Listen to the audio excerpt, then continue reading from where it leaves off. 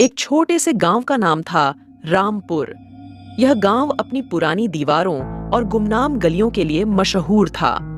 गांव वाले कहते थे कि रात के समय गांव में अजीब अजीब आवाजें सुनाई देती हैं और कहानियां हैं कि किसी ने रात को रामपुर में भूत देखा है। एक बार की बात है, गांव का एक युवक जिनेंद्र अपने दोस्तों के साथ एक रात के लिए रामपुर गांव जा रहा था। उनके दोस्तों ने भी उन्हें गांव के भूतों के बारे में बताया था, लेकिन जिनेंद्र ने उन्हें हंसते हुए कहा, यार, ये सब तो लोगों की बनाई हुई कहानियां हैं। अगर हम डरने लगेंगे तो हमारी जीवन जीने का कोई मजा नहीं रहेगा। गांव पहुंचकर जिनेंद्र और उसके दोस्त ने गांव के बड़े बड़े घरों के आसपास घूमना शुरू किया। गांव छोटा था, लेकिन रात का माहौल कुछ अजीब था। चांदनी रात की चांदनी अलग ही भूतिया माहौल बना रही थी। देर रात हो गई थी और गांव में शांति छाई हुई थी। जिनेंद्र और उसके दोस्त एक विशाल और भूतिया बगीचे की ओर बढ़े।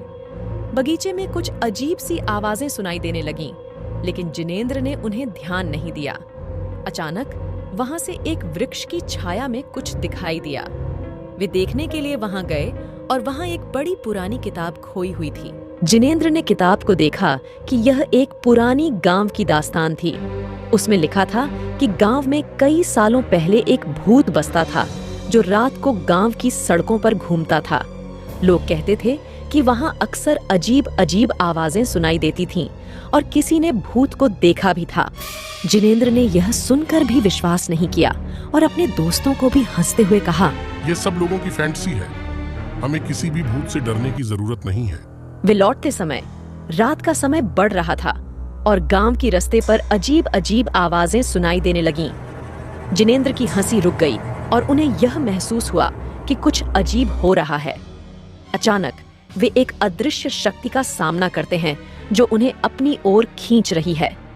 जिनेंद्र और उसके दोस्त बहुत डर के मारे हुए थे, लेकिन वे भागते भागते वापस गांव पहुंचते हैं। गांव वाले ने उनसे पूछा, तुम्हारी हंसी कहाँ गई?